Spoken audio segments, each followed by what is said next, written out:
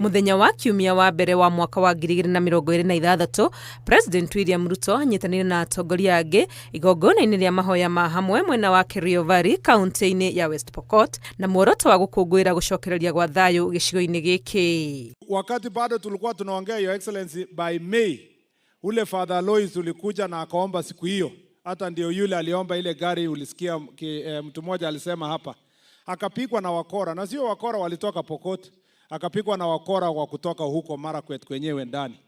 Siku hiyo ndio ulinipigia simu ukaniambia never again.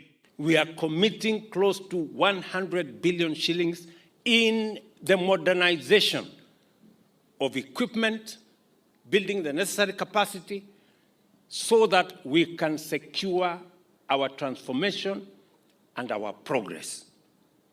And that is why we are celebrating peace today in Kerio Valley. Akigathiriria makinya maria thirikari itacoketie gucokia thayu guku, President ni arutite mukana muhio kuri aria mari na matharaita mugaro na watho, akimera njira no kwirutira kumaneana gia thayu. Na mimi nataka nitangaze nikiwa hapa,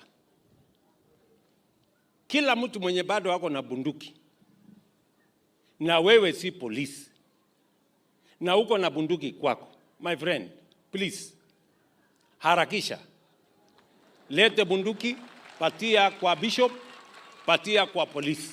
Usipofanya hivyo, we are going to come for it. Tutakuja kuchukua hiyo bunduki, na tukikuja kuchukua hiyo bunduki utakipata. President augite hari maundu maria marabatarania hari kurugamia bururi, thayo niguo gitugi kiria kinene. We must have peace and tranquility in Kenya for us to be able to transform this nation.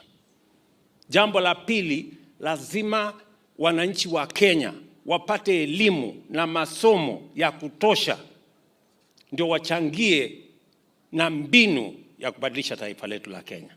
Na ya tatu ni kuhakikisha kwamba tunaweka interest ya Kenya mbele ya interest ya watu binafsi ama jamii ama ukoo. Tujue ya kwamba sisi wote we must be accountable. Akihurira ndefe mubango wake wa kwageria bururi, President ni anyururitie mung'ethaniro akimera mabe mamenye maundu maria marenda gwikira Kenya mbere ya mambete gwikirira uhoro wa kung'ethanira nake. Three things are going to be very important for us to move Kenya forward.